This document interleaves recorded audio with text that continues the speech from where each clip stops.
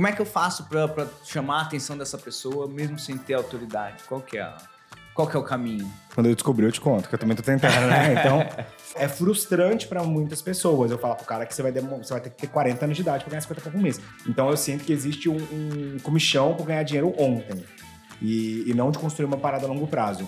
Lançamento constitui de você fazer um preparo muito grande para alguma coisa e dar um prazo para aquilo ali acontecer. Quantas vezes a gente não vê lá, começo de ano, as academias fazer aquelas promoções de fecha o ano todo por R$ 39,90 e tal, e o cara só vai porque tá na promoção. Então você empurra as pessoas de cima do muro, a pessoa que tá meio indecisa, assim. E existem empresas de alimentos que estão perdendo market share porque o cara tá gastando todo o dinheiro dele em casa de aposta. Olha que loucura. O cara deixa de comer. O cara deixa de comer para fazer a aposta desportiva. Seja muito bem-vindo a mais um episódio do Marketing with a Twist, episódio de número 17. Hoje estou aqui com o Fernando Miranda, que é CEO da Stage, que é uma das principais referências em educação, em marketing digital e growth, e também ainda como CMO da Exame, ele que tem uma vasta jornada aí dentro da área de educação e da área de serviços financeiros também, conteúdo para serviços financeiros. Vai contar um pouco aqui da trajetória dele. Se você não assistiu o episódio passado, você deve estar vendo que o meu nariz aqui tá quebradinho ainda. Eu quebrei o nariz descendo uma cachoeira de caiaque. Esportes radicais. Então, talvez eu ainda fique mais uns 2, 3 episódios aqui com a cara quebrada. Fernando, seja muito bem-vindo. Obrigado. É um prazer te ter aqui. Começa contando pro pessoal um pouco de quem é o Fernando, um pouco da sua trajetória aí, né? O caminho que você fez, que percorreu até chegar a CEO aí da Stage. Eu tô nesse momento de transição que tá terminando agora, né? E minha carreira sempre foi em vendas, então eu me considero um profissional de vendas e comecei no Banco do Brasil como funcionário público, pra você ter uma ideia, mas lá dentro também trabalhava com vendas, né? Eu era o famoso gerente da conta, que o pessoal ia lá e ficava numa mesinha tentando vender seguro. E fui passando por várias coisas, né? Então, trabalhei numa ONG, buscando doações, que era também um cargo comercial, até que começou a minha história de marqueteiro na XP. XP pós-IPO, extremamente capitalizada, dei essa sorte.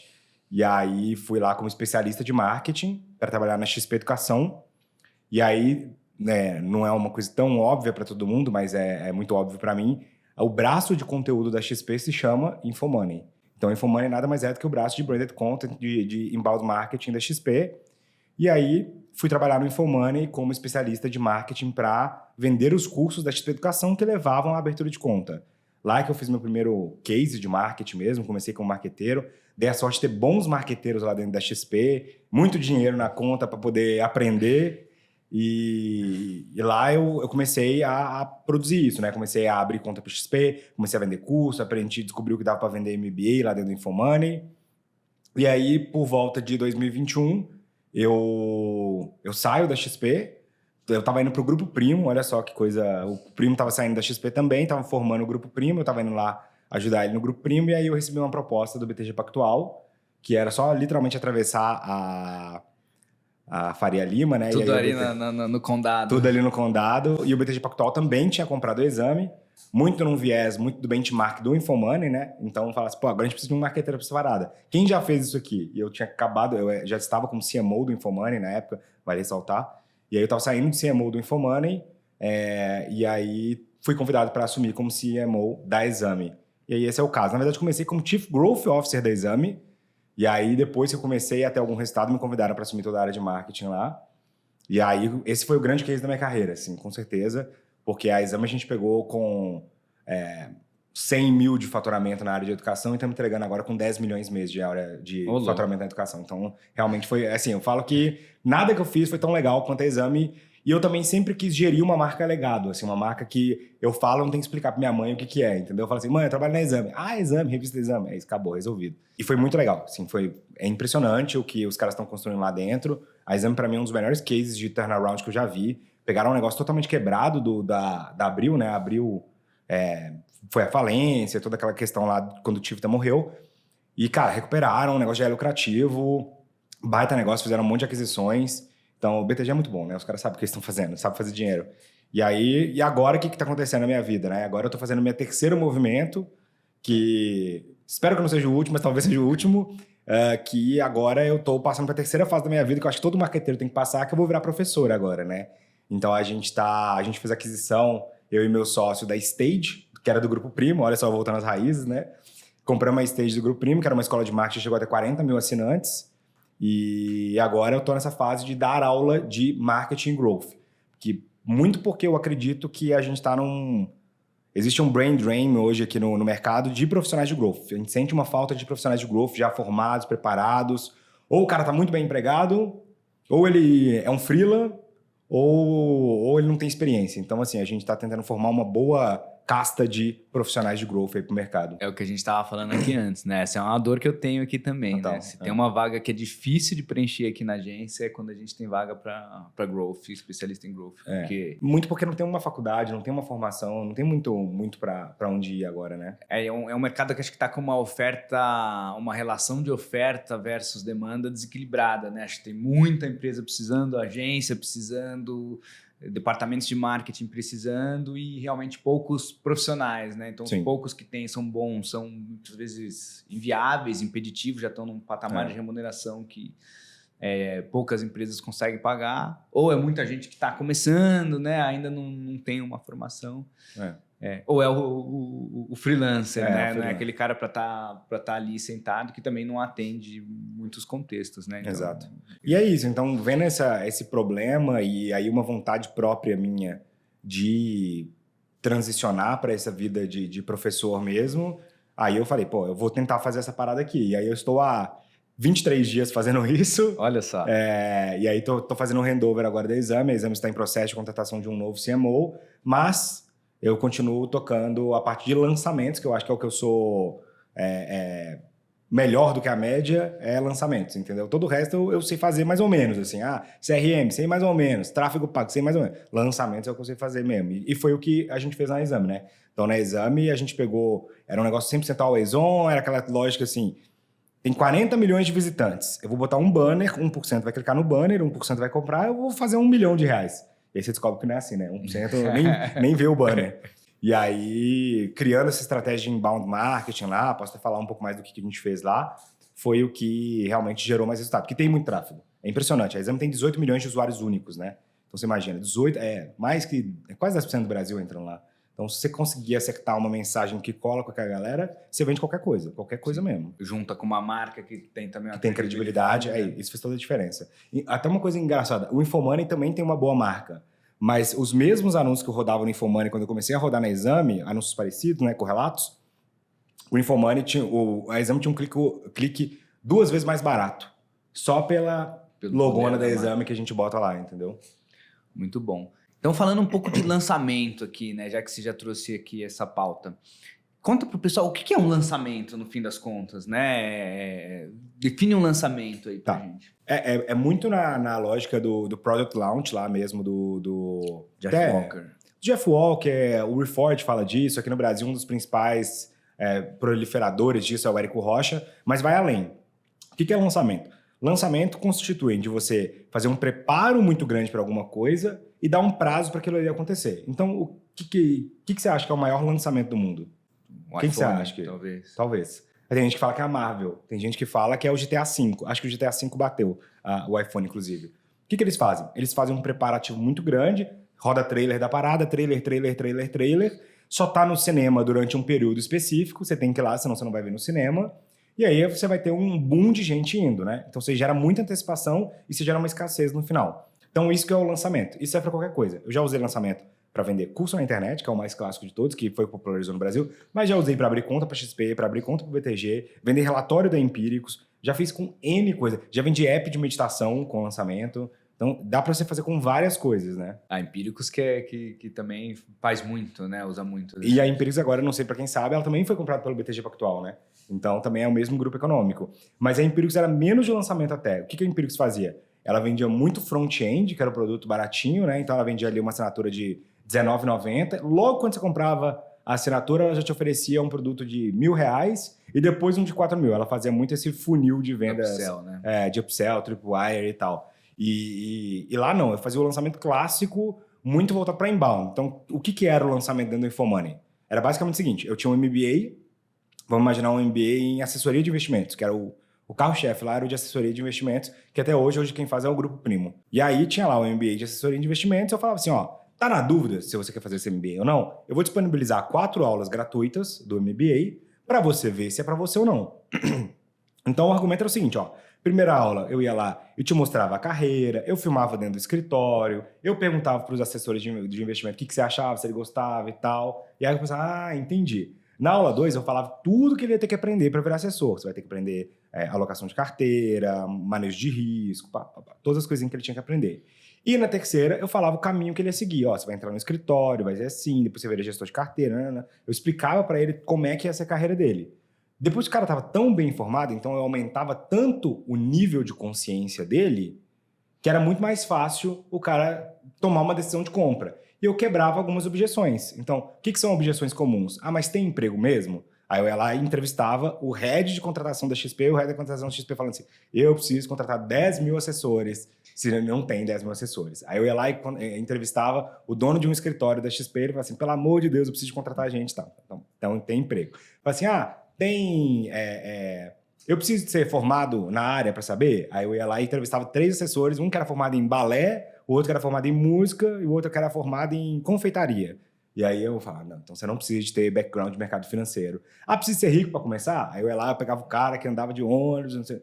Então você vai quebrando objeções que a gente sabe que as pessoas têm, principalmente quando a gente fala de mercado financeiro, né, que é o nome desse conteúdo era carreira no mercado financeiro, o pessoal acha que é o cara de terno e gravata que anda de Porsche e vai trabalhar na Faria Lima. E, a XP tinha escritório no Brasil inteiro, a XP tem gente de todos os backgrounds possíveis, bem como o BTG, então eu ia quebrando essas objeções, eu ia aumentando o nível de consciência da pessoa e quebrando essas objeções. Então, na hora que eu fazia uma oferta, ela estava muito mais preparada para a compra. Então, esse era o objetivo do lançamento. E aí, o que eu fazia? Como o lançamento ele tem turmas, lá são turmas, a cada 4 meses a gente abriu uma turma, eu ainda dava uma escassez. Falava, cara, você tem que tomar decisão até o dia tal. Que é que a gente começa a turma, você não vai poder entrar mais. Então, você também gera uma urgência na pessoa ali dela ter que tomar uma decisão, entendeu? Então, o lançamento é orquestrar essas coisas. Você orquestra um aumento de nível de consciência muito grande, você reduz muitas objeções e você força a pessoa a tomar uma decisão, entendeu? Muito pelo tempo que quando começa a turma. Precisa ter a escassez ali para funcionar. Não necessariamente, porque vou te dar um exemplo. Quando a gente fazia para a própria XP, quando eu abria conta na XP, eu abri dezenas de milhares de contas para XP usando lançamento. O que eu fazia? Aula 1. O que é Bolsa de Valores, como investir na Bolsa de Valores, que é impressionante, mas 99,9% das pessoas não sabem como investir na Bolsa de Valores. Então, o que é investir na Bolsa de Valores? O que é uma ação? Como que se investe na Bolsa de Valores? No episódio 2, eu ensinava a abrir uma conta. Olha só, o episódio dele é só isso. Você vai clicar aqui, abrir sua conta, você coloca seu CPF, pode ficar tranquilo, é seguro, ninguém vai te roubar Bem e tal. For Dummies mesmo. For Dummies. E na terceira, eu ensinava o cara a fazer o Pix e comprar a primeira ação na prática. Cara, a gente abria a conta 3 vezes mais barato que o time de marketing da XP, que devia ter lá 500 negros, era eu e mais 2 copywriter, a gente abria 3 vezes mais barato. Por quê? Porque a gente aumentou muito o nível de consciência e quebrou as objeções. Aí o que eu fazia? Aí qual era a escassez que eu fazia? Escassez. Eu falava assim, se você abrir a sua conta na próxima semana, eu vou te dar um relatório de como montar uma carteira equilibrada de ações. Você vai morrer se acabar, entendeu? Mas, cara, o cara cria um presentinho, ele precisa de uma coisa pra pular de cima do muro. Incentivo, né? Porque as pessoas gostam de jogar as decisões pra frente. Então, se a pessoa puder falar assim, não, semana que vem eu olho, ela tá lá fazendo um curso, a esposa chama, o marido chama, o filho grita e a pessoa perde aquele foco. Se você cria para ela um incentivo para ela tomar uma ação rápida, você meio que empurra a pessoa de cima do muro e a pessoa te agradece depois até por causa disso, porque ela estava enrolando. Quantas vezes a gente não vê lá, começo de ano, as academias fazer aquelas promoções de fecha o ano todo por R$ 39,90 e tal, e o cara só vai porque está na promoção. Então você empurra as pessoas de cima do muro, a pessoa que está meio indecisa, assim. E a coisa do empilhamento de gatilhos, que falam muito, né? Que é muito comum essa utilização dos gatilhos empilhados aí no lançamento, né? Que acho que, inclusive, é uma das bases ali. Como é que funciona isso aí? Realmente é assim na prática? O que acontece? Cada vez menos. No começo eu ficava muito assim, não, mas tá faltando aqui um gatilho de prova social, aqui tá faltando um gatilho de não sei o quê. Mas depois que você fica versado nessa parada, você lê lá o livro do... Esqueci o nome dele. O Armas da Persuasão, mas eu não lembro o nome do autor, que é lá da Universidade do Arizona e tal. E aí, o que você percebe? Você percebe que a maior parte dos gatilhos já acontece naturalmente. Você botar um depoimento na página de vendas é um gatilho de prova social. Então, isso já é óbvio, você não precisa saber que o gatilho da prova social para saber que depoimento é bom. entendeu? Você sabe que se você tiver um tempo para fechar, tem um gatilho de urgência, você sabe que isso é naturalmente bom. Então eu não fico mais tão naquela coisa, gatilho da comunidade, gatilho da prova, gatilho de não sei o quê, gatilho do...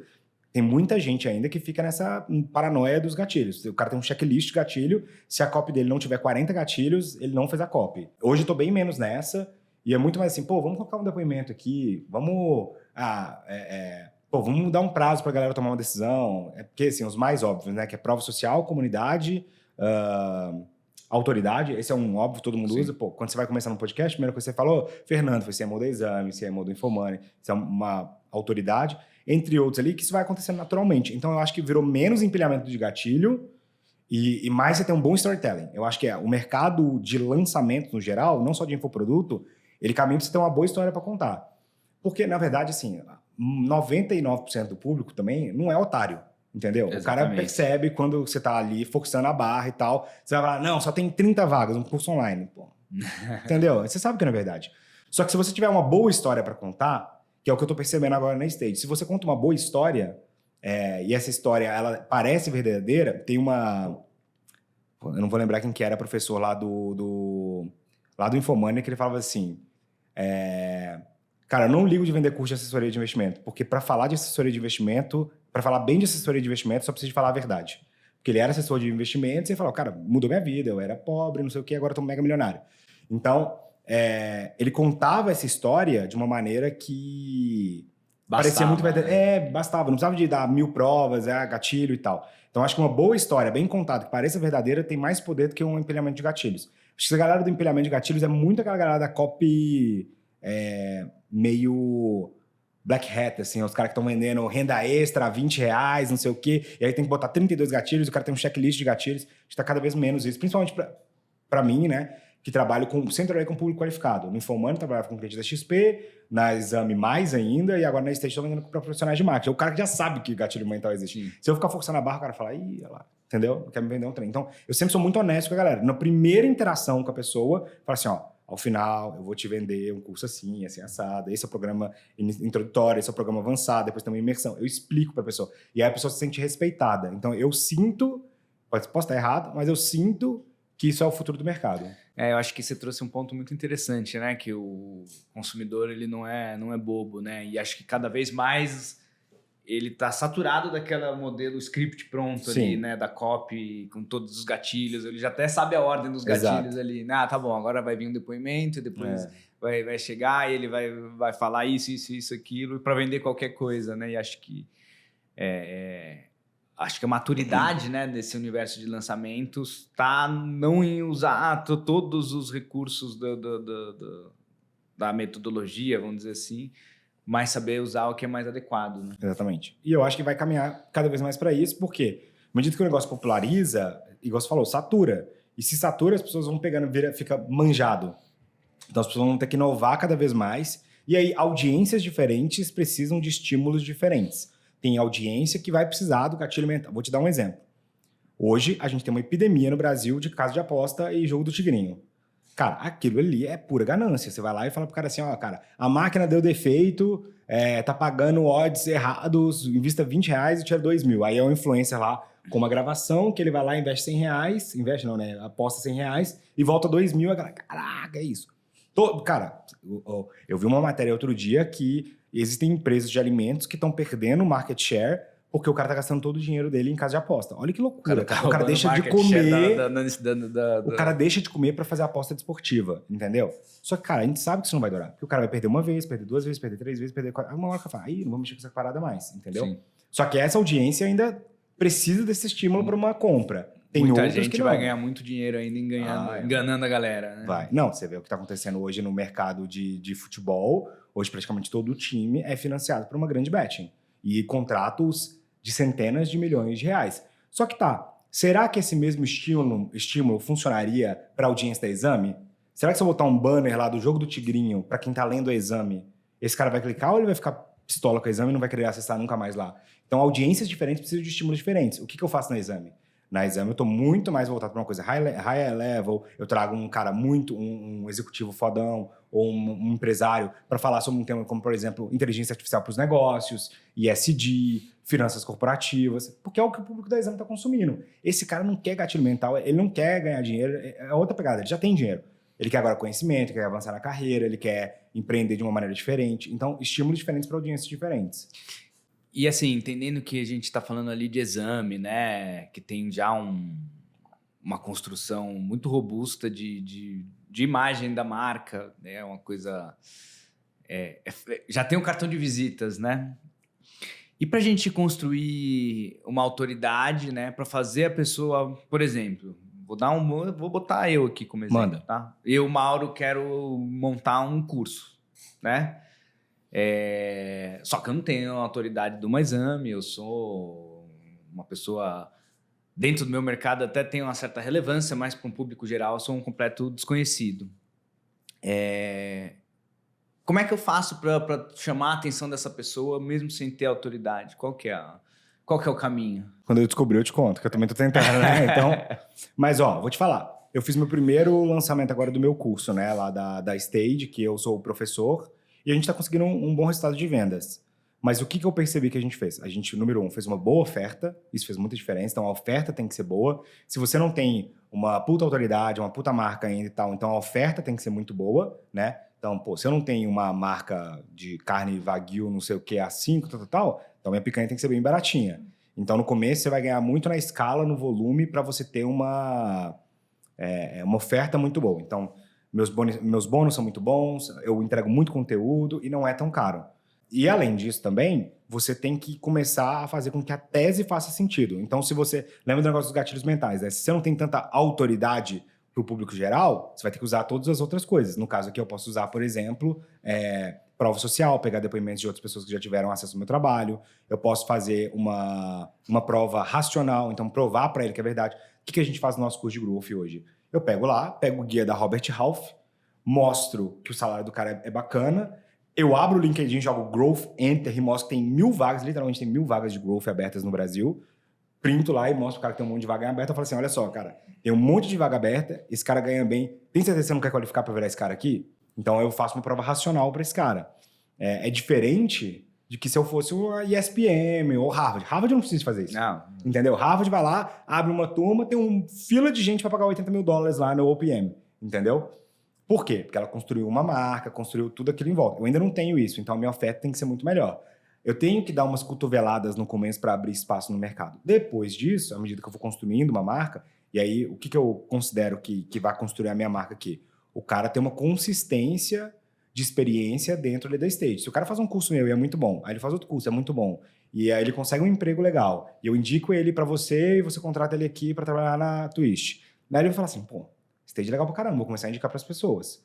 Então, eu sinto que eu tenho que fazer essas duas coisas. Nesse momento, eu tô menos preocupado em lucrar pra caramba na Stage, apesar de que a Stage é lucrativa, que é uma das coisas que eu prometi pro meu pessoal, eu não vou ficar te pedindo cheque. Eu prometo que eu não vou ficar te pedindo cheque. Eu vou deixar o negócio lucrativo, mas também não vai ser lucro pra caramba, porque eu quero growthar o business agora. Então, eu tô numa fase de growth, que eu quero botar aluno pra dentro. Então, a gente tá com 10 mil alunos, eu quero levar isso aí pra 20 mil até o final do ano. E dar uma experiência uau pra esses caras, que esses caras saiam no final do ano e falam, foi muito legal, valeu muito a pena. Então, sei lá, hoje o CSAT do nosso curso de formação é R$4,95. Eu ainda não medi NPS porque não acabou o curso, mas o CSAT é R$4,95. Eu quero que esteja cada vez melhor, eu quero professores cada vez melhor, eu quero melhorar como professor, para que esse cara, no final, além de conseguir um bom emprego, que é o objetivo dele, porque é um curso profissionalizante, ele também fala assim, a experiência foi bacana, as aulas foram legais, não foram chatas, material didático é bom, e por aí vai.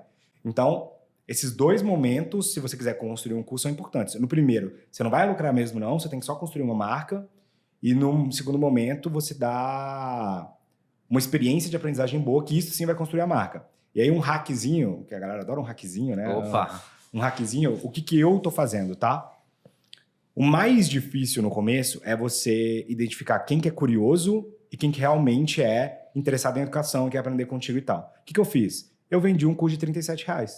Por que eu vendi um curso de R$37? Porque os R$37 muda a minha vida? Não, na verdade eu tomo mais prejuízo vendendo um curso de R$37, eu tomava R$20 de prejuízo e um lead era 10. Exatamente, isso que eu ia falar. Só que o lead é tão qualificado que o cara já pagou para ter aula comigo. Então ele aparece na aula, ele conversa mais, ele participa mais, ele faz os trabalhos. Então eu pagava para o cara virar meu aluno, porque pelo menos eu selecionava quem era curioso e quem não era. Quando eu ia fazer um upsell depois vender a formação completa... Você já tinha uma base legal. Eu já tinha uma base legal, que interage, que aparece, que está na live. Então vou dar um exemplo clássico aqui.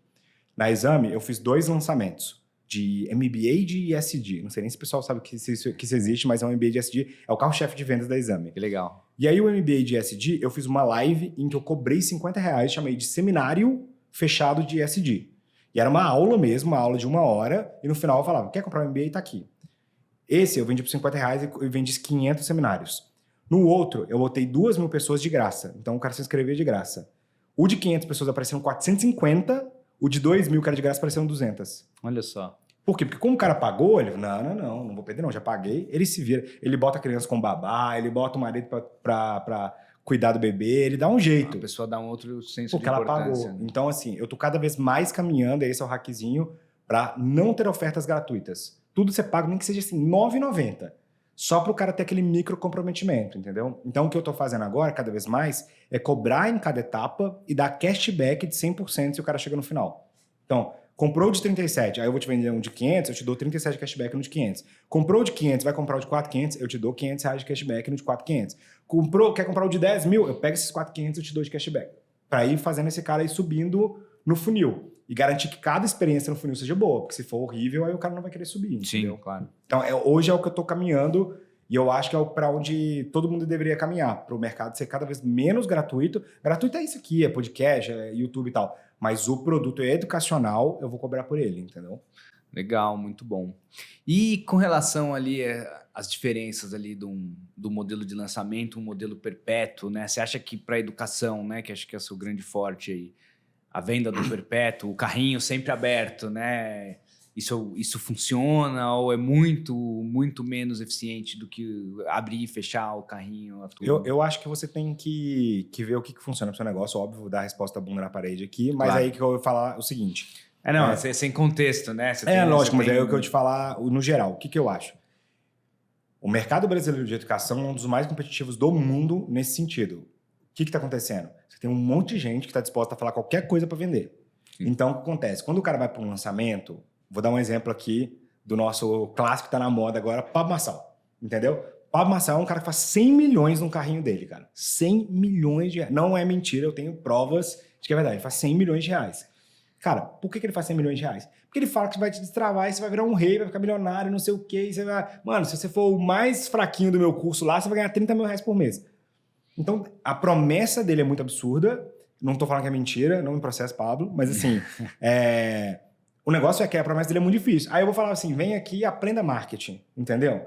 Cara, minha promessa é muito mais tranquila. Então, eu tenho que construir uma marca muito maior para justificar, entendeu? O cara tá aparecendo... Não tem como você abrir o Instagram hoje e não aparecer um Reels do Pablo Marçal, entendeu? Porque ele tá botando corte pra... Então, é difícil você competir. E o Pablo Marçal tem 50 no Brasil.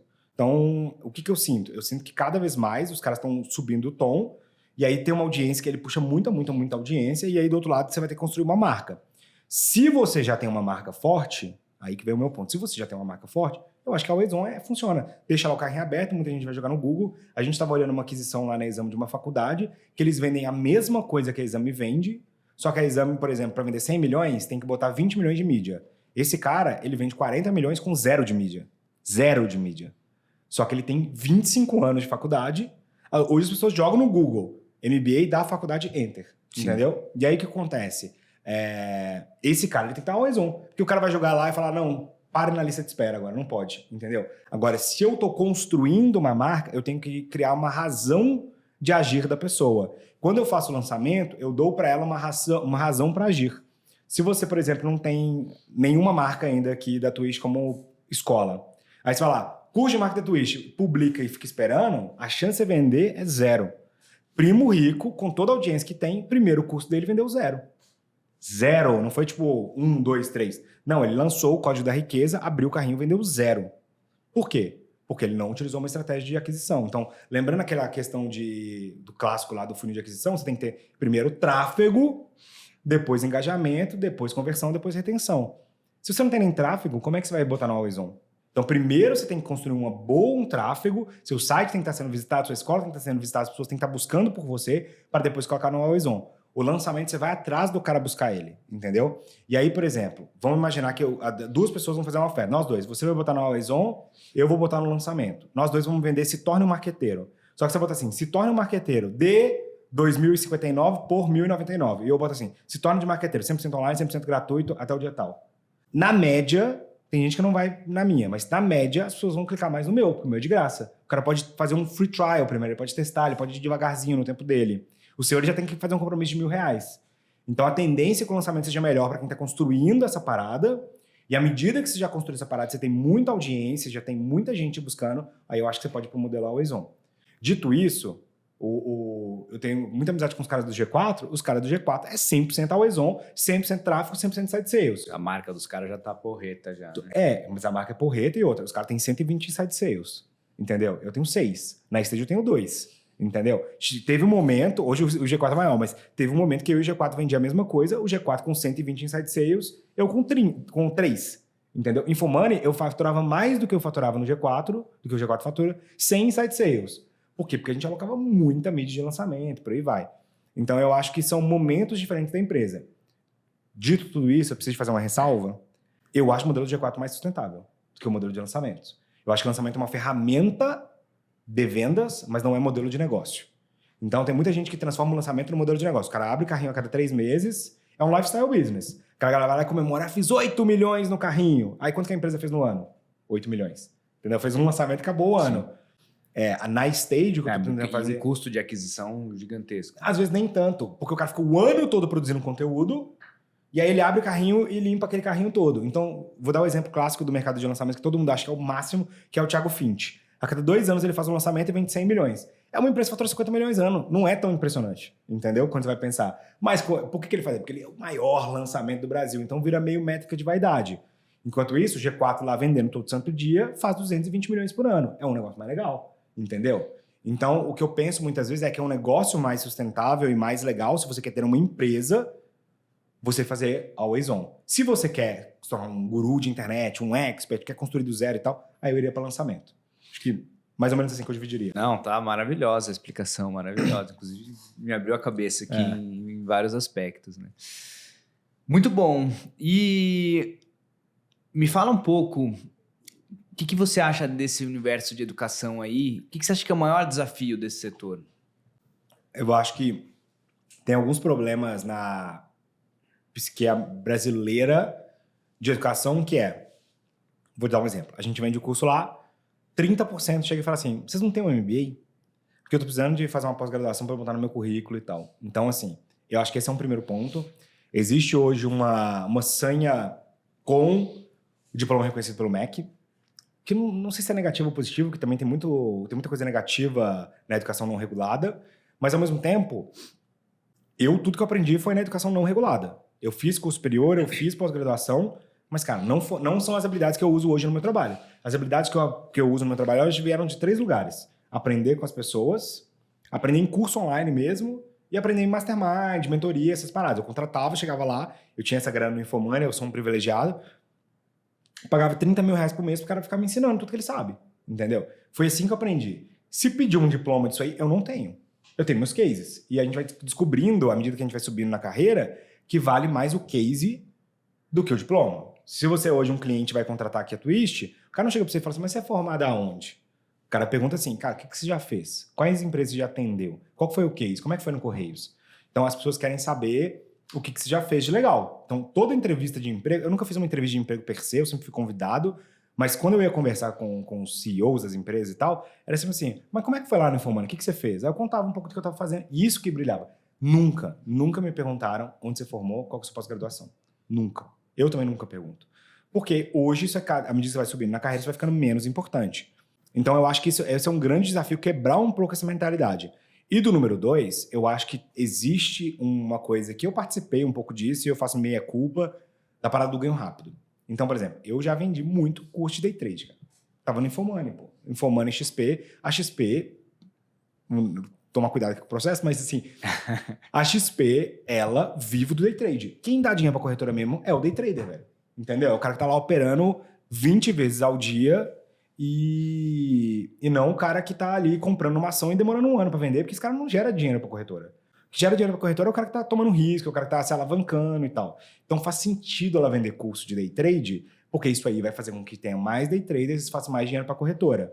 Só que isso gera na pessoa uma parada até pelos experts de, pô, se eu não ganhar 30 mil por mês, eu sou um otário, eu sou um idiota, eu sou um fracassado. E coisa a longo prazo não é legal. Então, muitas vezes quando eu falo para uma pessoa, lá, um dos meus alunos, que, cara, demora 10 anos pra você começar a ganhar, nem vou falar 100 pau por mês, mas 50 pau por mês, pra você ser um gerente high level de uma empresa grande, ou um diretor, que é um cara que ganha isso, você fala, porra, 10 anos pra ganhar 50 pau? Mas aqui, velho, o cara fez um lançamento, fez 6 em 7, entendeu? Fez 100 mil em 7 dias. Então, é frustrante para muitas pessoas. Eu falo pro cara que você vai ter que ter 40 anos de idade para ganhar 50 pau por mês. Tem gente que ganha 50 pau por mês antes dos 40? É claro que tem. Mas, na média, isso não vai acontecer. O normal é você ter ali 40... Cara, se você chegar aos 40 anos de idade e ganhar 50 mil reais, você é muito bem sucedido. Você não tem noção de como bem você tá. Você já é o topinho. E eu vendo esse sonho pra galera lá e a galera fica meio frustrada, cara. Entendeu? Eu falo, mano, pode ficar tranquilo. Com uns 40 você vai ser diretor de uma... Que bosta, entendeu? Então eu sinto que existe um comichão por ganhar dinheiro ontem e não de construir uma parada a longo prazo. Tem uma frase do Naval Ravikant. Você conhece o Naval Ravikant? Não. Esse aí é a dica suprema. Naval Ravikant era um investidor do Vale do Silício, que ele é budista e capitalista ao mesmo tempo. Então é legal que ele criou uma coisa meio um budismo capitalista. Já assim, gostei, sabe? já. E ele... Eu sou meio assim também. Você é assim também? Ele é zen e ao mesmo tempo, tipo assim, ganhar dinheiro. E aí ele fala uma das paradas que ele fala... Jogue jogos de longo prazo com pessoas a longo prazo. E eu sinto que a galera, todo mundo é curto-prazista. Um dos motivos que eu fiz esse movimento da Stage é porque eu queria fazer uma coisa que eu pudesse fazer pelos próximos 10 anos, 20 anos talvez. E, cara, não preciso ganhar dinheiro ontem, entendeu? Eu tomei um pay cut, eu ganhava muito melhor na Exame do que eu vou ganhar na Stage. Eu tô empreendendo agora, sai do meu bolso. Se eu não vender, eu tenho uma folha de pagamento de 150 mil reais por mês e rindo ou chorando. Então... Mas eu vi essa parada a longo prazo. Eu queria construir algo a longo prazo. E não é a mentalidade das galeras. Então, eu tenho vários funcionários. Na Exame eu tinha 45 pessoas no meu time de marketing. Muita gente de 26 anos de idade falando assim, pô, mas eu tô com 26 anos, não virei coordenador ainda e tal, tô meio travado. Eu falei, quanto tempo você tá nessa vaga? 2 anos. Meu Deus. Entendeu? Porque existe esse curto prazismo. Então, na educação, você vender pra pessoa, muitas vezes, que vai demorar e que aquilo ali não é do dia pra noite, que você vai virar júnior, pleno, sênior, coordenador, gerente, diretor, CMO. Cara, se você for imaginar que é 2 anos em cada vaga, é pelo menos 13 anos pra você virar diretor, se tudo der certo. Se tudo der certo. Se você for o cara bom... Se for o cara bom, cara, vai ser excelente se você for promovido a cada 2 anos. Só que a galera não tem essa cabeça. A galera chega com 30 anos de idade, sofrendo porque não é gerente ainda. Então, eu acho que isso é uma coisa que a educação vai ter dificuldade e que eu vejo que é a principal objeção hoje. Hoje, a pessoa não compra o meu curso algumas vezes, porque eu falo pro cara, vai demorar 10 anos. Entendeu? Eu acho que esse é um desafio não só da educação, né? Eu vejo muito aqui, até como gestão de pessoas, né? Impressionante que hoje, acho que até pelo tipo de conteúdo que tá rodando, circulando. Exatamente. Aí, né? É muito comum, as pessoas estão aqui trabalhando comigo em 6 meses, me chamar para conversar e falar assim, ó... Preciso de aumento. Precisa me valorizar aqui, eu tô fazendo uma baita entrega, tal, eu preciso ganhar aumento. Eu falei assim, bicho, se eu for dar um aumento a cada 6 meses para cada um aqui... A empresa vai à falência em 1 ano. Exato. Né? Não tem... E não só por causa disso, às vezes a pessoa nem fez uma parada tão incrível assim. Exatamente. E, tipo, ela fez o trabalho dela e aí, Tô fazendo meu trabalho direitinho. Exato.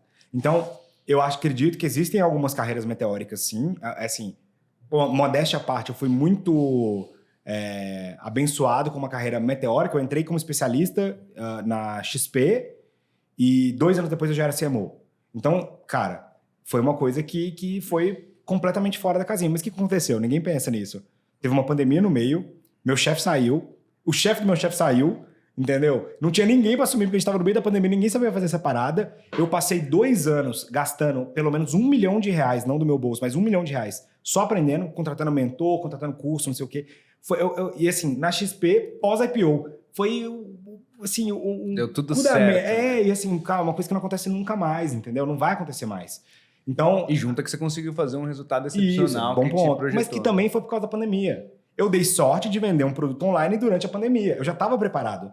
Talvez se não tivesse acontecido isso, eu não teria dado essa parada. Então, assim, a galera, às vezes, meus alunos me modelam e falam assim, o Fernando tem 30 anos de idade, ele já estava lá como CMO da Exame. Só que o cara não pensa que teve uma série de coincidências que aconteceram no meio do caminho. O que não significa que o cara não pode ter uma carreira meteórica. Exatamente. Só que o caminho dele vai ser diferente. Então, uma das coisas que eu fiz quando eu fui na Exame, que mudou completamente a minha cabeça sobre o mundo, né, como eu enxergo, que a galera fica assim, mas será que dá pra ganhar 12 mil reais no primeiro emprego que você vai ter lá depois de sair do curso? Eu falei, tem como. Quer que eu te falo como que você ganha 12 mil reais? Eu falo com qualquer pessoa aqui, não sei se são profissionais, empresários, mas eu falo para meus alunos, quer ganhar 10 mil reais saindo da sua primeira formação? Chega para um cara que já tem um faturamento e fala para ele assim, tudo que eu aumentar do seu faturamento, você me dá 5%? Cara, 90% dos empresários, se eles confiarem em você, tiver um bom discurso, eles vão falar, beleza, só do que você aumentar, ganha, ganha, né? Ganha. E aí você tem que gerar resultado que isso justifique isso. Eu comecei a ganhar um pouquinho mais de salário mesmo, né? Quando eu comecei a ser comissionado. Quando eu chegava lá na empresa e falava assim, eu quero ter o meu fixo, que tanto faz com o meu fixo, mas eu quero 7% da empresa, 7% do resultado que eu gerar, da minha BU gerar. Ou eu quero 5%, ou eu quero 3%, ou eu quero 1%. Aí eu comecei a ganhar. Por quê? Porque, cara, você vai ter uma participação que, se você fizer um bom trabalho, as pessoas te pagam felizes. Assina um cheque feliz. Porque ele ganhou muito mais que aquilo, entendeu? Então, foi uma das coisas que mudou um pouco minha cabeça. E a galera não tem essa cabeça ainda. Sabe? O cara quer CLT, o cara quer ticket, o cara quer plano de saúde. Tudo bem, plano de saúde, eu também adoro plano de saúde, mas assim, tem que abrir um pouco a cabeça, entendeu? O pessoal quer o ganho explosivo, mas sem o risco, sem tomar risco, né? Acho que é isso. Quem quer ganho de empreendedor com cabeça CLT. Raise the risk, raise the profit, né? Exatamente. Já diria a velha frase, né? E a gente estava falando aqui de lançamento, eu tenho uma pergunta aqui também, que talvez não seja uma pergunta que tenha uma resposta precisa, né? Vou tentar. Mas, pensando assim, vou fazer um lançamento, quero lançar um produto, um curso, um serviço, whatever. Quanto que é o tempo ideal para eu deixar as pessoas ali maturando, gerando aquela ansiedade, para daí eu falei, agora sim, vou lançar, abrir o carrinho e... Tá bom. E aí, quanto tempo deixa o carrinho? Existe essa métrica? Existe. Na verdade, é menos o tempo e mais o volume de audiência que você tem. Então, via de regra, rule of thumb, a galera fala o seguinte, você precisa de ter 1.000 pessoas abrindo os seus e-mails para você fazer seu primeiro lançamento. Se tiver 1.000 pessoas abrindo seus e-mails, normalmente você já pode fazer o primeiro lançamento. Por quê? Qual que é o objetivo do primeiro lançamento? Sabe qual que é o objetivo do primeiro lançamento? Fazer uma venda. Validar a oferta. É o MVP. Só quer validar se aquela oferta tem venda, entendeu? Se as pessoas têm interesse naquilo ali. Só que se você tiver 1.000 pessoas, você vai me mandar para uma live de lançamento, por exemplo, você vai ter entre 10% a 20% daquilo ali, se você sabe razoavelmente o que você está fazendo. Tem gente que tem 50%. Igual eu falei, já tive live que eu fiz que teve 95%. Só que o que acontece? O importante é que você tenha gente suficiente para que você consiga fazer uma venda, que normalmente é 1%, então você tem que ter 100 pessoas nessa live. Então, por isso que eu falo de 1.000. Só que o que acontece? Quanto tempo que demora para gerar 1.000? Aí que vem o ponto, depende. Normalmente, o normal é que, se você tiver dinheiro para investir em tráfego pago, você vai fazer isso muito rápido. Se você não estiver tentando fazer tudo orgânico, vai ser mais devagar. O que é regra também, normal? Eu faço um lançamento a cada 3 meses. Então, eu fico 3 meses construindo audiência, distribuindo conteúdo. Se você entrar no meu Instagram agora lá, Fernando Miranda, etc, faz um estudo. Você vai ver que tem alguns conteúdos meus que eles têm muito mais view, muito mais comentário, muito mais compartilhamento. Por que eles estão fazendo isso? Porque são os conteúdos que eu estou distribuindo. Então, eu estou construindo audiência com eles. Todo o conteúdo meu é uma coisa que é minha, isso, não estou recomendando. Eles vêm com CTA, escreva aquecimento para saber um treinamento que eu faço, ensinando, não. Então, todos os meus vão ter a galera comentando crescimento. O que eu estou fazendo ali? Eu estou montando essa audiência para daqui 3 meses eu lançar. Então, eu fico 3 meses construindo audiência para depois eu lançar e fazer. Pô, o cara não pode comprar agora? Pode. Hoje a gente estava aqui, durante esse podcast, saiu umas... Ó, vou até puxar aqui. Olha lá, saiu umas vendinhas, tá vendo? Notificando aqui. Aqui, ó, tá notificando, ó. Tá vendo? Saiu umas vendinhas. Tá vendendo todo dia. O Apple Watch do homem tá bombando aqui. Tá bombando aqui. Mas por que saiu essas vendinhas? Porque minha equipe de vendas tá lá vendendo, tem outros funis rodando. Só que a porrada mesmo, a porrada de vendas, ela acontece uma vez a cada 3 meses. E tudo bem, eu tô preparado para isso. Então tem mês que eu vou até tomar prejuízo na empresa, porque eu tô investindo pesado, que é um ativo que eu tô construindo, que é essa lista. E o maior ativo que um negócio digital tem é a lista, né? Pô, eu tenho certeza, cara, assim, sem falsa modéstia, que se eu mandar um e-mail amanhã para minha base inteira falando que meu curso tá metade do preço, eu vendo 100 cursos. Entendeu? Pelo menos 100 cursos eu vendo. Por que eu faço isso? Porque, cara, um cara que já sabe quanto que custa, já me conhece, já conhece a stage e tudo mais, então o cara compra. Agora, Se eu fizer isso todo mês, o cara perde a confiança em mim, né? Mas assim, por quê? Porque eu tenho uma lista, eu tenho uma audiência, eu não preciso mais te comprar. Então, eu fico 3 meses construindo a audiência, construindo a lista, para ao final fazer um lançamento. Aí eu construo mais uma lista e faço um lançamento. Construo outra lista e faço um lançamento. Só que a lista, ela vai empilhando. Não é porque o cara não comprou de você que ele te odeia e que ele quer que você morra. Pelo contrário, às vezes você não estava no momento de compra dele. Tem um monte de gente que me agradece, vai lá no Instagram e fala: pô, Fernando, foi incrível as aulas gratuitas que você deu, pô, muito legal. Infelizmente não vou poder entrar agora porque eu já estou fazendo um MBA, ou porque eu estou sem grana, mas no próximo eu entro. Então, essas listas também vão empilhando. Então, no primeiro lançamento você fez uma lista de 1.000, lançou e vendeu 10 cursos. Aí no segundo você fez mais 1.000. Desses 1.000 iniciais que você tinha lá no primeiro lançamento, uma parte disso é reengagem. Então, sua lista nova de 1.000 não vai ser 1.000, vai ser 1.300. Aí você vai vender 13. Aí na outra você vai ter 3.000. E assim vai indo, entendeu? Então você vai empilhando lista e empilhando clientes. Vai fazendo esse negócio ficar cada vez maior. Eu acho que tem uma coisa que eu ficava muito pensando assim, que eu falava, talvez eu nunca vou ser o cara com 1 milhão de seguidores. Mas eu tô criando uma plataforma de crescimento da escola muito sustentável. Que a minha audiência, a audiência da escola, a lista da escola, cresce de clientes, não de curiosos. Uhum. Então eu tenho muitos amigos que são muito bons de viralização. Eles viralizam um vídeo todo dia. Todo dia ele bate 1 milhão de views, mas é todo dia, não é sacanagem. Tem dia que ele bate 5 milhões, 6 milhões, já tá com 1 milhão de seguidores. Ele tenta vender um produto educacional, ele não consegue vender. Porque não é o público certo. Não é o público. Então, o meu é o público certo. Nada de contra a audiência dele. Ele tenta abrir conta em corretora de cripto, ele abre conta até cair para trás, porque a audiência dele é muito grande. Se ele vendesse uma rifa, ele ia converter 10% da lista dele. Só que a minha é só de cliente. Então, quando eu faço uma coisa que é educacional, é marketing, é growth, eu consigo vender. Então, ter a audiência certa e alimentar o meu algoritmo também ali das redes sociais com o público certo é um diferencial muito grande. Vou dar o caso da Empíricos. Felipe Miranda nunca vai ter a audiência do Thiago Nigro. Não vai ter, entendeu? Mas em algum momento da vida, não mais, mas em algum momento da vida, eles vendiam a mesma coisa. O Thiago Nigro com 5 milhões de pessoas e o Felipe Miranda com 100 mil.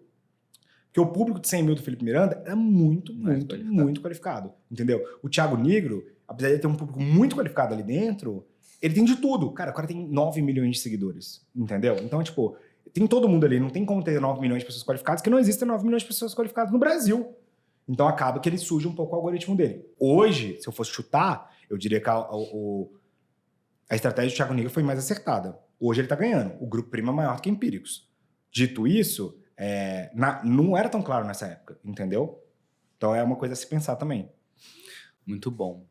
E dentro dessa linha de lançamentos, tem alguma outra dica que você queira trazer aí? Alguma coisa que eu não te perguntei?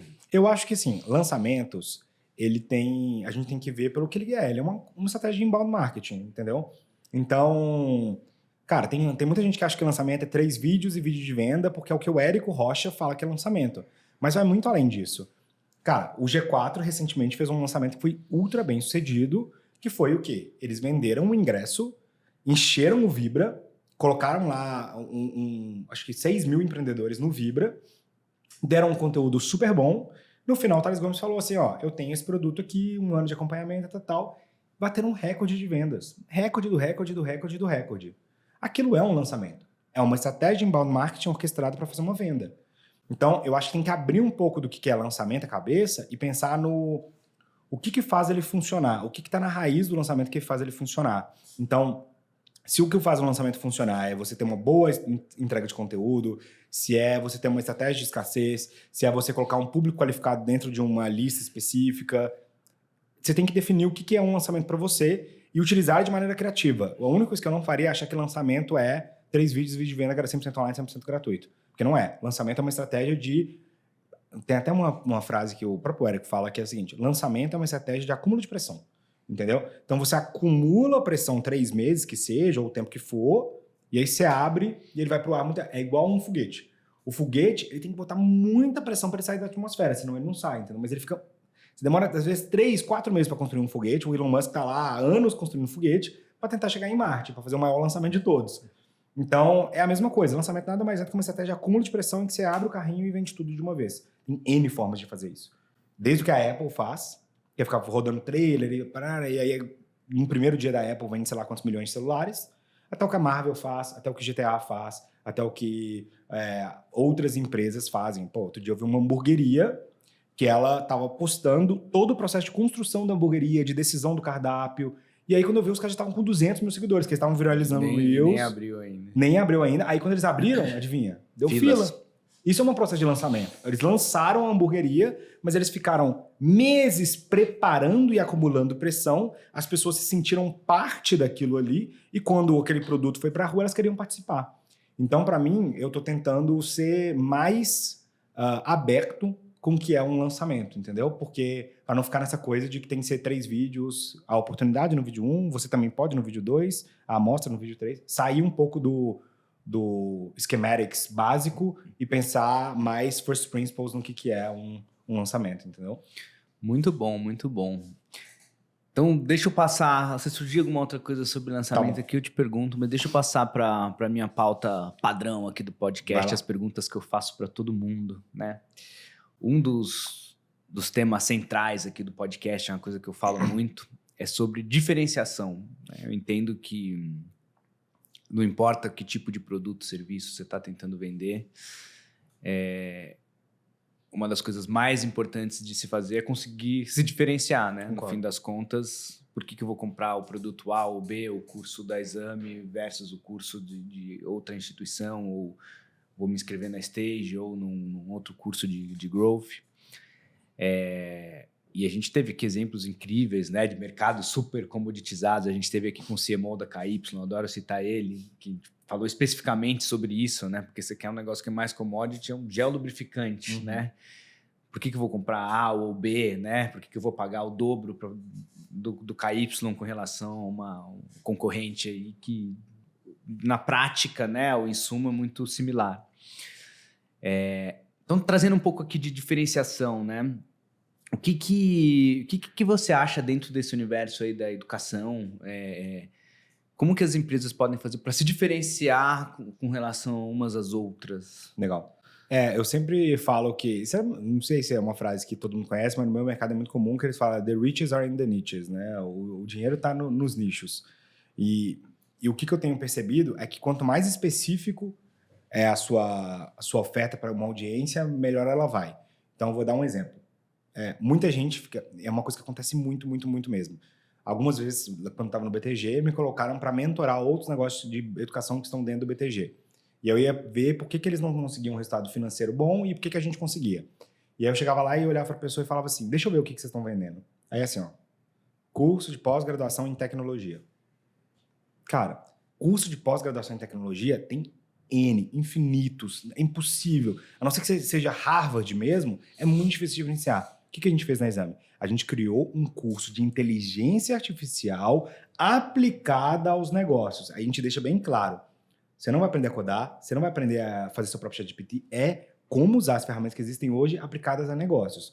Foi tão específico que a gente era o único a vender aquela parada. Teve um momento que a gente era o único MBA de ESG, o único MBA de IA aplicado para negócio, o único MBA de XY. Tem várias coisas que a gente era o único. Então, era tão diferente que a gente era o único, a gente estava nadando sozinho, entendeu? Então, se a pessoa quisesse seguir por aquela profissão, por exemplo, ela não tinha muita escolha. Ela estava com a gente. Só que aí que vem a loucura. A gente criou aquela parada.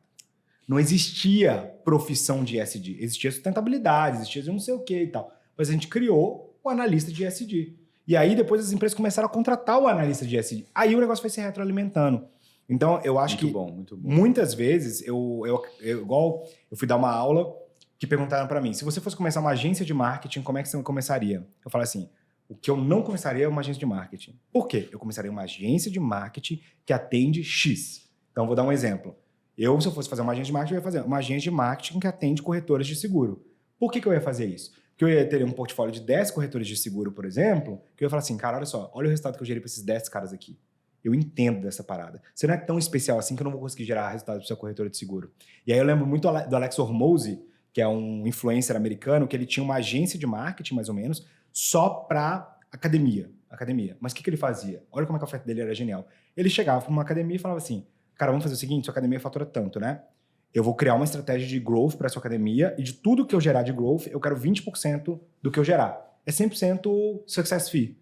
Os caras, mano, você é maluco, não sei o quê. O que ele não falava é que ele tinha um site que as pessoas poderiam ir no site dele, achar uma academia no local, e aí qualquer academia que você achava no local, ele era já franqueado dele, então ele já mandava aquele lead para lá, entendeu? Então ele se vendia como uma agência de growth, mas na verdade ele era um canal. Ele era um veículo. Ele era um veículo. Então o que ele estava fazendo? Ele se tornou ultra especialista, então tudo que ele tinha que fazer era captar leads de pessoas interessadas em ir para academia, como ele tinha em várias cidades, ele ia lá e distribuía essa parada, entendeu? Então quanto mais específico for sua oferta, mais única ela vai ser. Agência de marketing tem um monte. Agora, agência de marketing especializada em academias é muito mais difícil. Então, quanto mais específico for, mais fácil de você ser o primeiro lugar. E as pessoas gostam de comprar do primeiro lugar, né? Então, acho que o grande problema das escolas hoje, talvez, é que elas vendem tudo para todo mundo. E isso foi o que eu não quis fazer na Stage. Eu falei, nós somos uma escola de marketing para marqueteiro.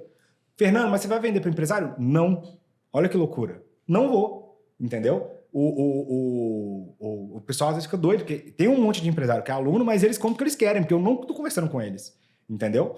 E aí o pessoal perguntou assim, qual que é o produto que você tem para o empresário? Eu vou vender uma plataforma B2B para treinar o time de marketing do empresário.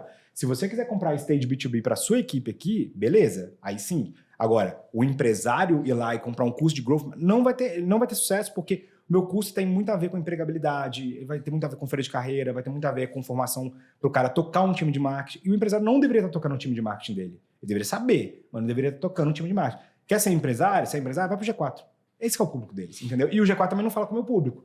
Então, quanto mais específico eu for, eu acredito que mais eu vou ter acertabilidade, mais eu vou atender melhor aquele público e mais diferente é você, porque você é a única escola especializada, entendeu? Na sua carreira aí, né, dentro de tudo que você já fez, tem alguma ação, alguma campanha que te marcou assim, que você tem muito orgulho, que é o seu maior case de sucesso?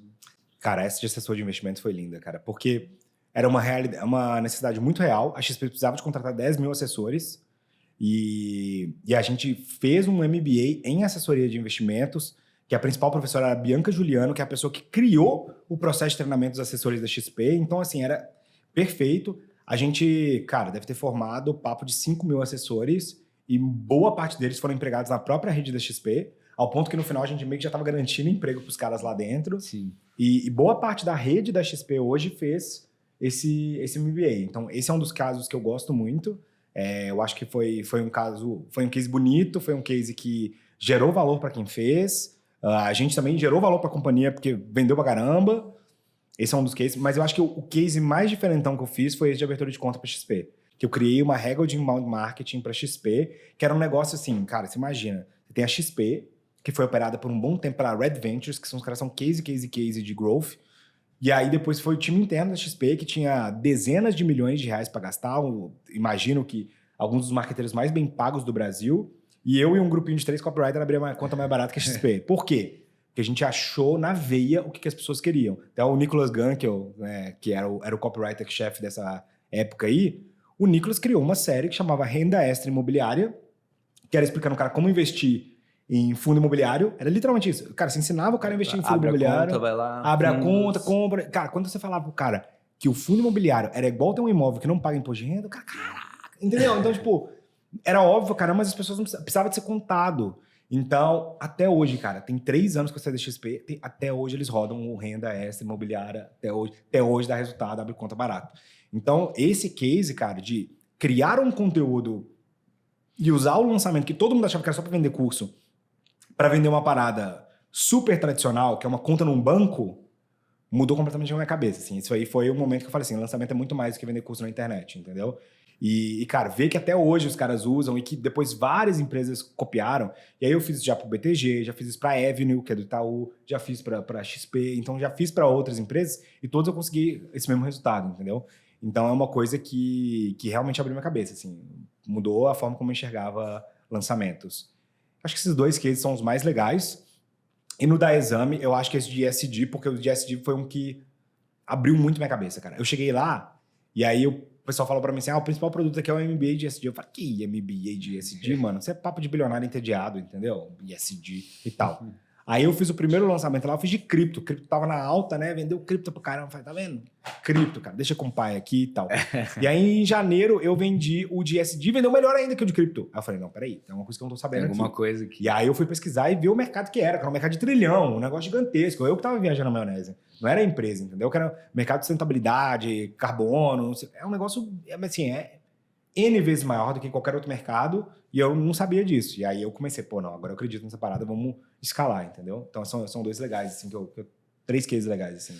Muito bom. E indo pro outro extremo aí, tem algum perrengue aí pra você contar pra Opa. gente? Alguma ação que Essa aqui vocês vão morrer, então. Cara, eu sou muito cara do Zeitgeist, né? Então, o que é o Zeitgeist? É a ideia central de um povo durante um determinado período. Então, se a gente fosse falar, o que é Zeitgeist hoje no mundo? Inteligência artificial. Todo mundo tá falando de inteligência artificial. Daqui a pouco vai ser super processador. Há um tempo atrás era o quê? Qual que era o último Zeitgeist do IA? Vamos ver se você vai lembrar. Do Zuckerberg. O que ele estava empolgado antes de IA? O Metaverso, Metaverso. Até trocou o nome pra Meta. Eu fui lá e lancei um MBA de Metaverso, cara. Cara, eu falei, mano, MBA de realidade aumentada, nós vamos ensinar as empresas a ir pra... Eu fiquei empolgado junto com ele. Comprei o óculos, fiz tudo e tal. Falei, zaz, nós vamos fazer MBA em metaverso. Nossa, todo mundo... Cara, a gente abriu o carrinho, vendi igual água e tal. Passou 6 meses, mataram o metaverso. Mano, a gente ficou em depressão, cara. Porque imagina os alunos. O cara tava lá empolgadaço, nós vamos empreender no metaverso e tal. Aí vem e matam o metaverso. Todos os NFTs caem 200%, entendeu? O metaverso, quase todos são abandonados, tudo cai e tal. E aí, cara, a gente, assim, sofreu demais. IA, eu morria de medo, velho. Quando a gente lançou o MBA em IA, eu falei assim, mano, será que vai durar? Será que vai durar? A gente já ficou ressabiado, né? Graças a Deus, o IA parece que é uma coisa mais perene e as pessoas estão investindo cada vez mais, tá numa corrida dessa. Quando a Apple lançou o óculos, eu falei assim, bora sim, cara, o metaverso vai vingar e tal. Aí o óculos deu errado, eles já estão devolvendo o óculos agora. Então, o metaverso foi um flop, assim, bizarro. A gente botou muita fé que ia dar certo, a gente ficou muito empolgado. A gente realmente acreditava na tese do metaverso e, cara, caiu completamente, teve muito reembolso, cliente puto, com razão, assim. Apesar de que, assim... Tirando meia-culpa, eu também não sabia que o metaverso ia flopar, entendeu? Então, todo mundo tava apostando.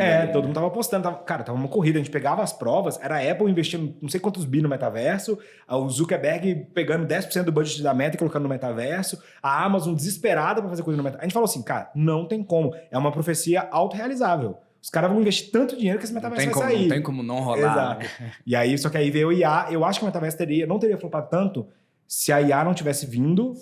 O robô tirou o foco. Tirou o foco. O ChatGPT meio que tirou o foco de tudo. Então, eu acho que... Eu não sei qual que é a próxima grande coisa. Ainda estou procurando. Se eu descobrir, com certeza eu vou fazer alguma coisa sobre isso. Mas, cara, IA ainda é hoje o tema principal. Então, você vê que os 3 grandes produtos que a gente lançou na Exame foram ISD, que é uma coisa meio de hype, mas mais perene ainda tá. Metaverso, flopou miseravelmente. E IA, que tá indo bem também. Então, esse talvez tenha sido o mais foda, cara. Esse aí, me ferrei. Muito bom. E puxando aqui um pouco para a linha de liderança, né? Você como um cara que já liderou aí mais de 40 pessoas diretamente, né? No seu time. O que você diria aí para quem está assistindo e é profissional de marketing, né? Ou aspirante, quer trabalhar com marketing? O que são os skills que você espera, né? Como líder de marketing do seu time? O que tem que ter a pessoa que quer trabalhar com isso? Eu posso falar muito do meu case, eu nunca teorizei sobre isso ainda, porque eu ainda sou professor de marketing, então eu teorizo muito sobre marketing. Mas eu posso falar o que eu faço, assim. Foi o que eu fiz na Stage, foi o que eu fiz na Exame e é o que eu aprendi a fazer, né? Número 1 é definir muito claro o que é meta. Então, todos os lugares que eu cheguei que não estava tendo resultado, ninguém sabia direito qual era a meta. E quando eu digo definir muito claro, a gente sabe qual é a meta. Você sabe. O analista lá da ponta, às vezes, não sabe. Sim. Então, uma das coisas que eu fiz foi instituir um All Hands semanal só para revisar a meta. Vamos falar de meta. Vamos ver quanto que falta para a meta, onde que nós estamos na meta, o que nós vamos fazer aquela semana para a meta. Então, colocar todo mundo na mesma página do que a gente está construindo ali. Isso eu tenho certeza. Cara, quase todas as empresas que eu entro para conversar, fazer consultoria ou algo do tipo, não tem clareza do que eles estão construindo. O cara está tentando sobreviver, e tudo bem. Mas se você não tem clareza do que você está construindo, é difícil para as pessoas entenderem como é que elas tomam decisão no dia a dia. Então, você tem lá um analista que ele não sabe se ele coloca mais dinheiro em tráfego ou menos dinheiro em tráfego, porque ele não sabe se a meta é faturamento ou lucro. Porque você passou para ele a meta de faturamento. Esse mês a gente tem que faturar 10 milhões. Só que, na verdade, você não quer faturar 10 milhões, você quer fazer 2 milhões de lucro. Só que para o cara é 10 milhões, então, tanto faz. Então, já peguei analista não, gestor da área, sócio, chegando e falando assim, cara, a gente tem que alocar, porque a gente tem um budget de 300 mil de venda esse mês. Eu falei, mas vocês estão alocando a prejuízo. O cara tava comprando mídia a prejuízo para cumprir budget de 300 mil reais. Loucura, ninguém faz isso. Faz pra caramba. Porque o cara tem um budget de 300 mil e foda-se, o cara quer bater aquilo ali e não quer nem saber. entendeu? E às vezes o cara nunca viu uma DRE na vida, ele não sabe como é que é uma DRE, ninguém nunca mostrou pra ele, ele não sabe que dá prejuízo. Ele sabe que tem que vender 300 mil e pronto, ele tem que vender 10 cursos por dia. Acabou. Então, uma das coisas é da clareza do que a gente está construindo e de qual que é a meta. Pô, a meta é 1 milhão de lucro esse ano. Não é 50 milhões de faturamento, é 1 milhão de lucro. Como que a gente vai fazer isso? Fazendo 10 milhões de faturamento, pagando tanto de folha, né? Explicar para as pessoas, tratar as pessoas como adulto, eu acho que essa é uma das principais coisas. Número 2 é criar uma cultura, e aí é muito para marketing, né? Criar uma cultura de duas coisas que elas são divergentes, mas é interessante. De paranoia constante, conferir tudo a todo tempo. Marketing, quando você está alocando muito dinheiro, um dia que dá uma cagada, cara, você perdeu 200 mil reais. Então, assim, quantas vezes eu fui dormir, e aí eu tava indo dormir, eu falei, deixa eu só ver se a LP... Dá aquela conferidinha. Aquela conferidinha, a LP tinha caído. Aí eu, cara, eu meia-noite ligando lá pro dev pra voltar a LP. Acontece, entendeu? Você tem que ser paranoico, só os paranoicos sobrevivem. E é como a gente tá alocando o dinheiro da companhia, você tem que estar muito, muito, muito em cima e, ao mesmo tempo, você criar um ambiente relaxado em que boas ideias criem. Olha como é que é divergente, né? Sim, porque sim. se tiver todo mundo tenso o tempo todo, não vão sair boas ideias. E no nosso trabalho, uma ideia, às vezes, vale 100 milhões de reais. Uma ideia que eu tive lá do MBA de A, a gente já vendeu quase 100 milhões desse MBA de A. Então, cara, eu tive que ter paz mental para chegar assim, e se a gente fizesse, entendeu? Então, falta um pouco essa parada. Eu sinto que quando a empresa está indo mal, ela está tensa e a galera não consegue inovar, fica com tanto medo de errar que o cara não consegue fazer mais nada de novo. E falta uma mentalidade de aprendizagem validada. Tem um livro do Eric Rice, que é o The Lean Startup, que ele fala sobre aprendizagem validada. Isso, para mim, vale mais do que o dinheiro. É a coisa que eu busco em toda empresa. Então, quando eu estava chegando na Stage, a primeira coisa que eu falei assim, o que já funciona e o que não está funcionando. Porque aquilo que funciona é a sua aprendizagem validada. Você já sabe que funciona. Quando você chega numa empresa, você chega cheio de premissa. Eu vou vender isso, ISAS, depois vai ter um upsell, e depois eu vou fazer não sei o quê, e depois vai para lá e não sei o quê. Você sai cheio de premissa. Só que o que acontece? Essas premissas podem não se concretizar na realidade. Então, o que eu quero saber? Eu quero saber o que é premissa validada. Então, um exemplo óbvio do que a gente fez na Stage. Eu fui lá e falei assim, nós vamos lançar um curso de R$500 e o CAC vai ser 250. O CAC foi 120. Eu falei, opa, aqui tem uma avenida de crescimento. Então, descobrir quais são essas aprendizagens validadas quando você chega ali para gerir um time, você dá mais clareza para ele. E aí, depois disso, priorizar. Acho que é o Warren Buffett que fala isso. Se não foi o Warren Buffett, devia ser ele. Ou foi a Clarice Lispector, que fala que estratégia é priorização. Então, o que é estratégia? Você fala assim, primeiro vamos fazer não sei o quê, depois não sei o quê. Você está priorizando. Então, depois que você tem a meta clara, depois que você tem a prioridade, depois que você tem algum conhecimento validado, aí você consegue direcionar o time. Aí o time tem clareza. E o time com clareza opera muito melhor. Então, quando você descobre o que funciona, você consegue criar planos que o time consegue seguir. E aí funciona, entendeu? Então, eu vou muito por essa pegada, assim, de que sempre eu vou buscar o que funciona naquela empresa, o que é aprendizagem validada, e depois dar muita clareza para o time do que a gente está fazendo. Acho que é isso de básico. Muito bom. Eu achei muito legal. A gente estava conversando aqui um pouco antes de entrar, e você trouxe a questão do DRE, né? Sim. E que a Stage, vocês vão ensinar finanças DRE para marqueteiros, sim, isso, né? total. Eu achei genial, porque às vezes falta essa visão do todo. O cara tá olhando só para a meta dele lá, tá olhando, não, eu tô fazendo aqui, ó, meu CPL tá bom, né? Meu CPC tá bom, minha campanha tá um sucesso. Olha, eu reduzi o CPC. Aí você vai ver na ponta, exatamente, o resultado tá uma merda, né? Então, achei isso muito bom.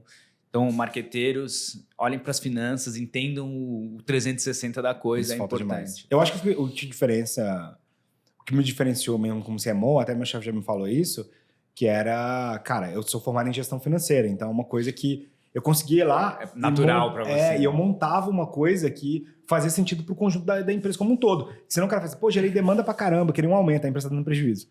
Então, pô, gerei demanda pra caramba, não adianta, entendeu? Então você tem que ter uma noção de business completa, né? E contabilidade é a linguagem dos negócios. Se você não souber contabilidade, você não sabe negócio de verdade, entendeu?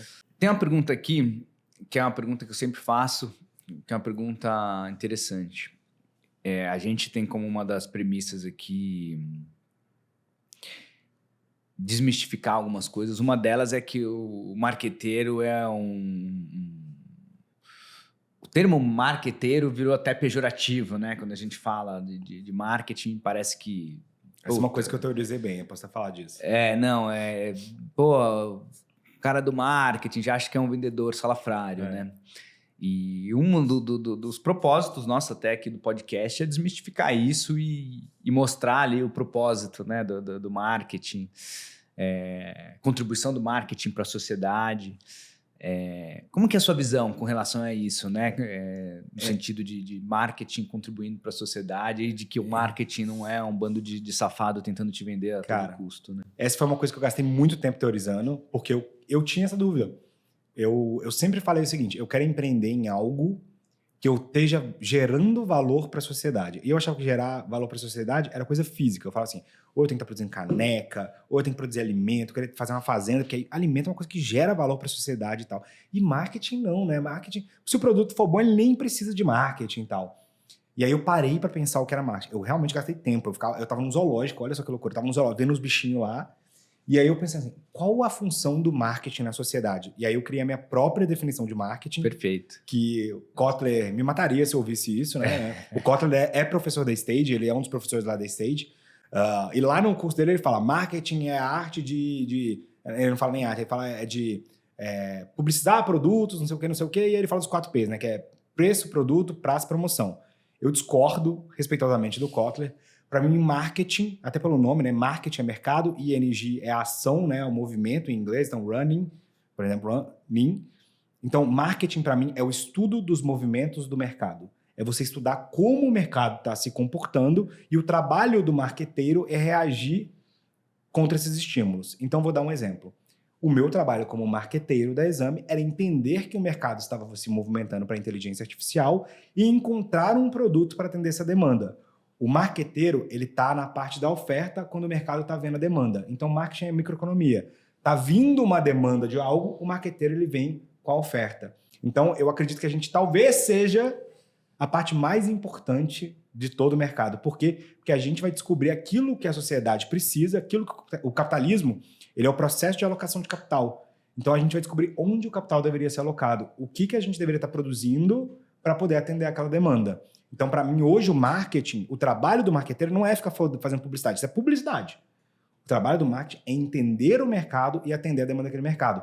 É ir num bairro e falar assim, nossa, esse bairro não tem uma padaria. Seria interessante se tivesse uma padaria. E quando você abrir essa padaria, ela ter movimento, você fala assim, eu gerei valor aqui, porque as pessoas não tinham, elas tinham que andar para chegar numa padaria e agora a gente tem uma padaria aqui perto. Olha só, você gerou valor. Quem que vai ter essa visão?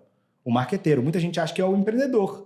Mas o empreendedor está fazendo marketing naquele momento. Steve Jobs, o empreendedor dos empreendedores, é lembrado como um grande marqueteiro. E a pessoa acha isso porque ele sabia vender os produtos. Mas não, porque ele encontrou demandas não atendidas, como o iPod, como o iPad, como o iPhone, e criou um produto para atender essa demanda. Então, ele não era o gênio da tecnologia, esse era o Wozniak. Ele não era o gênio de design, esse era o outro cara que eu esqueci até o nome dele lá. Então, eu acho que o trabalho do marqueteiro é esse. O trabalho do marqueteiro é estudar o movimento do mercado e atender esse movimento do mercado. E às vezes o que é atender esse movimento do mercado? É fazer a mensagem certa para a pessoa certa no momento certo. Às vezes atender o mercado e o trabalho do marqueteiro é pegar a barrinha de Twix e colocar no checkout, porque quando a pessoa está saindo do restaurante, ela quer comer uma coisinha docinha, então a barrinha está fácil dela comprar. Entendeu? Esse é o trabalho do marqueteiro. Então, eu acho que tem muito valor, a gente facilita a vida de todo mundo e atender uma demanda. Acho que essa é a minha visão do marketing, cara. Muito bom, uma definição diferente de tudo que eu já tinha ouvido. É porque eu criei no zoológico essa nova. E sensacional, e adorei, super concordo. Acho que uma visão maravilhosa aí dessa sua definição. Bom, a gente está indo agora já para a reta final. Legal. Aqui. Tenho 2 perguntas aqui. Vamos lá. Tá? A primeira é o momento da bola de cristal aqui que eu gosto de dizer. O que você imagina para o futuro do marketing aqui? Próximas tendências aí, vai para os próximos 5 anos, onde a gente vai estar daqui a 5 anos. Eu vou gravar um podcast só sobre o futuro do marketing, mas o que eu acho? Eu acho que, número 1, o algoritmo vai ficar cada vez mais inteligente, cada vez menos a gente vai ser apertador de botão e cada vez mais estrategista. O que eu quero dizer com isso? Daqui a pouco você vai chegar lá e vai clicar em impulsionar e vai ser tão bom quanto você ter 50 gestores de tráfego dentro da sua empresa. Então, eu acho que profissões, apertadores de botão vão acabar completamente. E eu vejo isso porque a galera morre sabendo que eu invisto 3, 4 milhões de mídia por mês. Eu tenho um gestor de tráfego. Normalmente as empresas têm 30 gestores de tráfego para fazer uma parada dessa. E eu tenho resultados excelentes. Por quê? Porque o meu gestor de tráfego, ele não briga com o algoritmo, cara. O trabalho dele é ficar cobrando anúncio do designer e do copywriter para a gente testar um anúncio. E deixa a ferramenta gastar. Então a gente não fica criando o público da NASA, não fica fazendo essas paradas muito fora da casinha, não. Ele trabalha, mas o trabalho dele é em favor do algoritmo, não contra. Então acho que uma das tendências é que a inteligência artificial vai ficar tão inteligente que você vai poder só botar a sua página do seu produto lá, e aí a própria ferramenta vai gerar os anúncios, ela vai encontrar a segmentação, ela vai distribuir. Então o trabalho do marqueteiro vai ser cada vez mais estratégico. Eu acho que o publicitário, que tá meio embaixo agora, assim, no sentido que tá todo mundo querendo fazer growth, performance, não sei o que e tal, vai voltar cada vez mais, porque a gente vai precisar de boas ideias para poder publicar. Eu sinto que a gente tem cada vez mais se demandado criatividade de volta. Então, né? eu acho que é isso. Eu acho a gente, 15 anos de Twist, a gente era muito demandado publicidade, criatividade. Tal. De repente, falou assim, não quero mais saber disso. Eu quero growth, performance. Cadê o dado? Cadê a métrica? E agora, mas...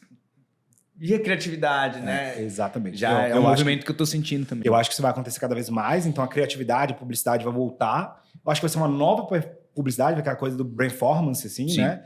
E eu acho que, por último, a gente vai ter que se adaptar ao mundo que a gente fica dando ordem pra máquina, entendeu? Então, isso pra mim já é 30% do meu dia. 30% do meu dia é dar ordem no ChatGPT, entendeu? Eu pergunto pra ele tal coisa, eu quero fazer uma pesquisa, eu pergunto pra ele. Eu troco ideia com o ChatGPT sobre uma campanha que eu quero fazer. Então, a gente vai ter que se acostumar com isso.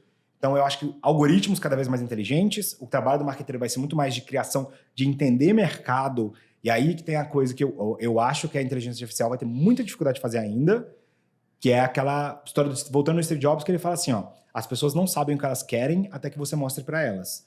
Então, eu falei que o nosso trabalho é atender uma demanda do mercado, né? Só que muita gente vai lá e pergunta pro mercado. Essa é a forma burra de fazer. Por quê? Porque o mercado não sabe. O cara não sabe que ele queria um iPhone até ele ver um iPhone. Sim. Então, o nosso trabalho como marqueteiro vai ter que ser encontrar coisas que as pessoas nem sabem que elas querem até que você mostre para elas.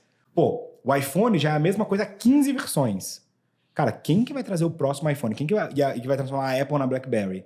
Não vai ser o cara que perguntar. Se você perguntar para as pessoas, elas falam assim, eu queria que meu celular tivesse mais bateria. É isso que as pessoas querem, entendeu? Eu queria que fosse um pouco mais rápido. Isso a Apple tá fazendo. Aumenta um pouquinho a bateria, deixa um pouquinho mais rápido. O que as pessoas nem sabem que elas querem ainda, que a gente pode inovar. Isso o ChatGPT não vai fazer. E para mim, esse é o trabalho do marqueteiro, tá? E por último, eu acho que, cara, vai ficar uma...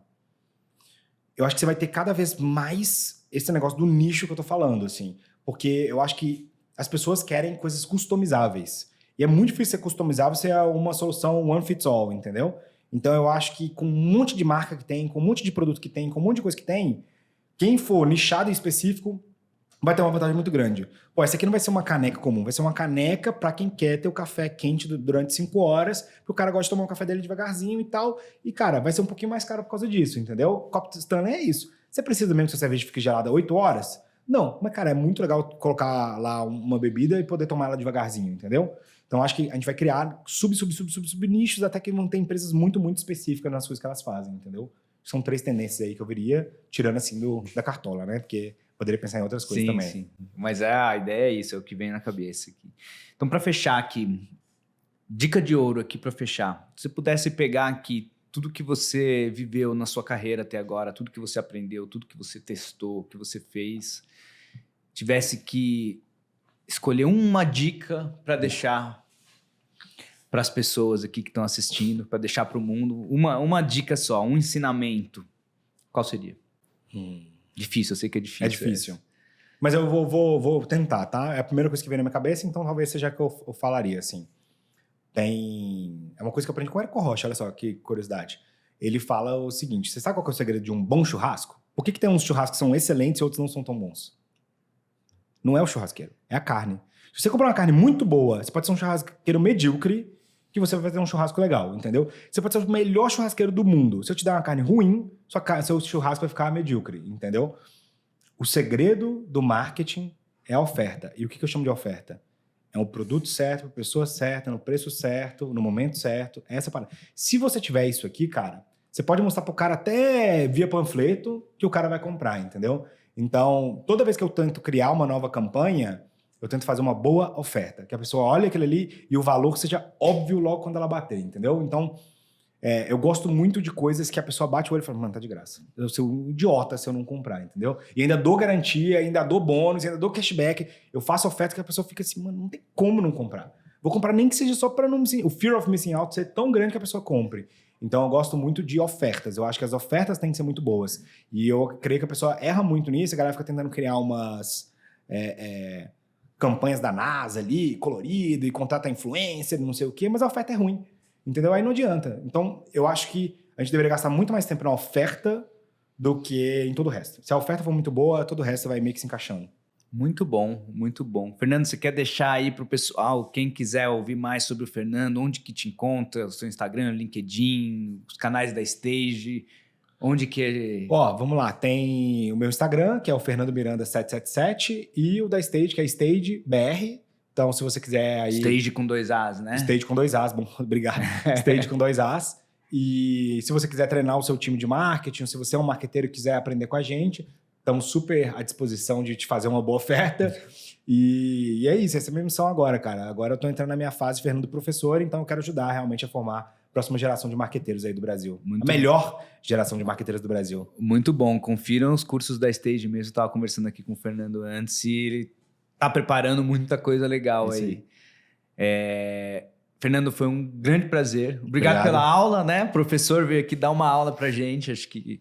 Foi um episódio aqui incrível, muitos ensinamentos. Se você não deixou sua curtida ainda, a sua inscrição, faça agora. Não se esqueça de deixar ali o seu like. Se tiver algum comentário, alguma pergunta, se quiser fazer também para o Fernando, deixa aí nos comentários. Eu passo lá para ele, ou ele entra lá.